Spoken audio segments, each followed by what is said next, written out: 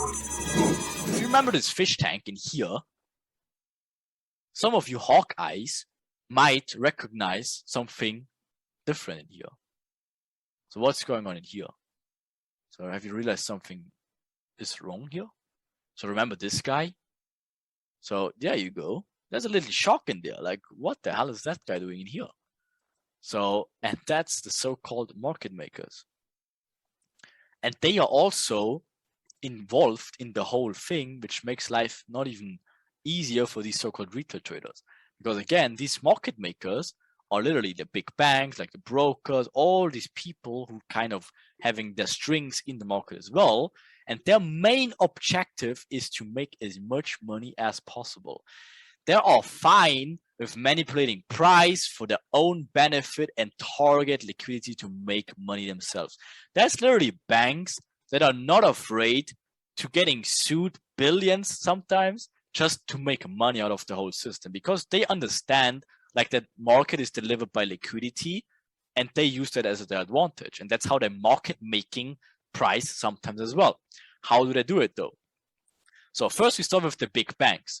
How does big banks do it? So first you see like a few articles where they're getting fined like whatever billions for rigging the Forex market and stuff like that. But let's first dig into that. So how does banks actually trade?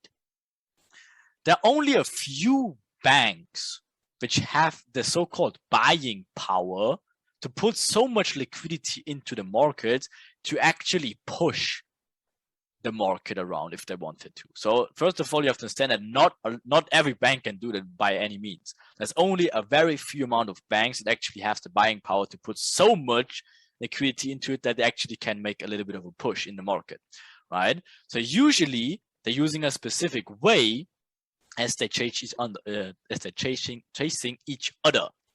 They see the market in a very different way as us, because for them, they are very, very inflexible. If you think about yourself, you can trade whatever, whenever the fuck you want. For them, they don't have this luxury.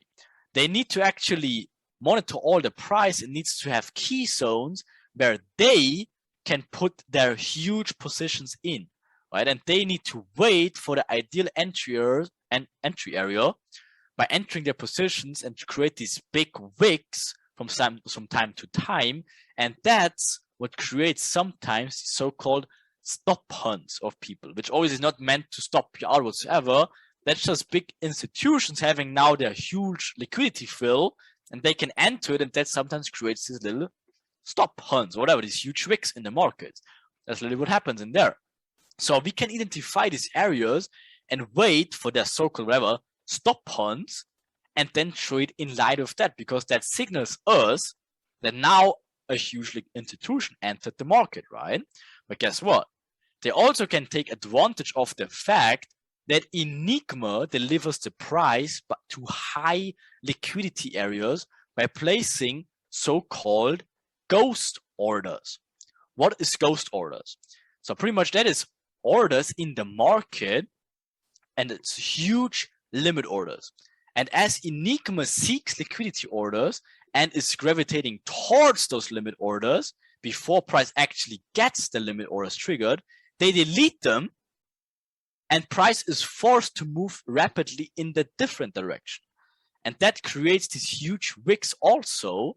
You've probably seen like a lot of times already, right? It's called spoofing. And spoofing, by the way, is illegal. They still do it. And you can see them getting fined like left and right by that. Now, how does it look like in the charts? So if you look, for example, in this area, so what is going on here? Right, so what do we see? We see like price obviously making a false low in here, building the false channel all the way down there, obviously then moving higher, higher, higher, building all this buy trend, buy trend, buy trend, giving this false channel whatsoever.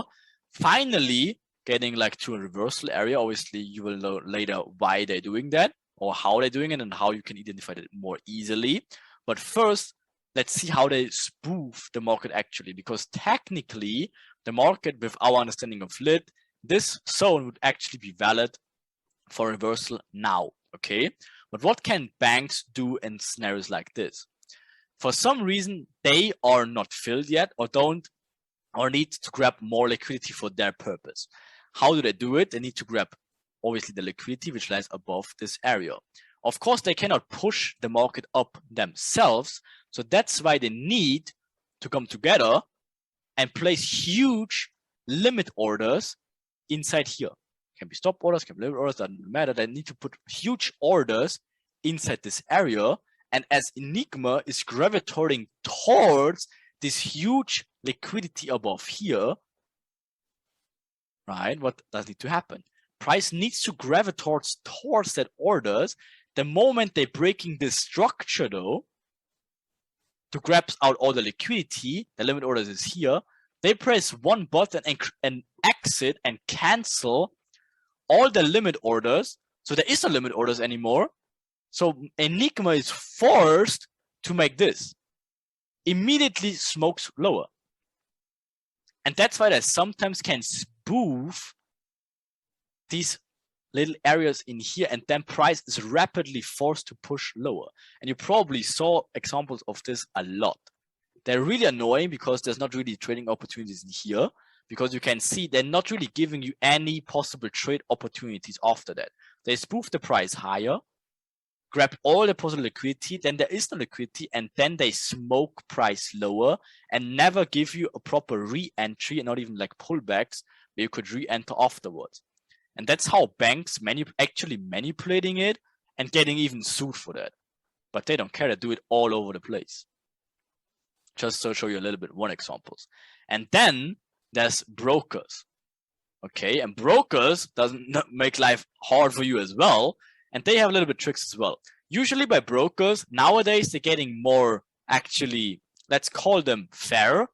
But there's also, of course, like it's always like a few black sheeps around there. And you should only, and you need to stay away from these so-called B-book brokers. B-book brokers are literally brokers that offers you like a huge leverage, like even some incentives is you pay in like whatever, pay in 1K now, whatever you get like whatever 500K, 500 extra and shit like that. They lure you in like with whatever incentives and this huge leverage and nonsense like that. And they just taking, because they know the numbers as well, and they taking the other side of your position. So if you're taking a buy, they're taking the sell, right? So if you lose money, they make money. But that's B-book brokers. So what can they do, right? So they literally can have a lot of tricks. And that happens, by the way, to a lot of your mentors in Lit as well, like back in the days, because they can freeze your price feed or just disconnect you, a block and reconnect it. For example, you are entering a trade and have not placed a stop loss yet, whatever. They can just freeze your fee. And again, they can mess around with you a little bit.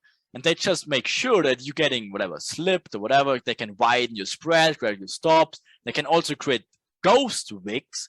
That's really annoying. Ghost wicks are literally whatever price usually is made like this. And your stop loss was above here. They literally create a ghost wick to grab your stop, and then you stopped out, and then for you there's a wick.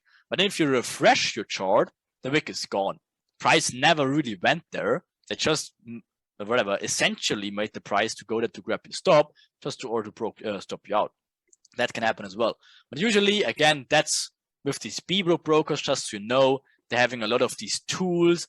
They used it like years and years ago, like almost like daily. Nowadays, it's getting a little bit harder because there's so many, obviously, authorities behind everything, and it's getting a little bit more fine in that sense, right? It's not that worse as it was like years ago. Okay, so just be careful with picking the right broker and stay completely away from this exotic nonsense, because that's usually B-book brokers, and they actually can do that for you easily.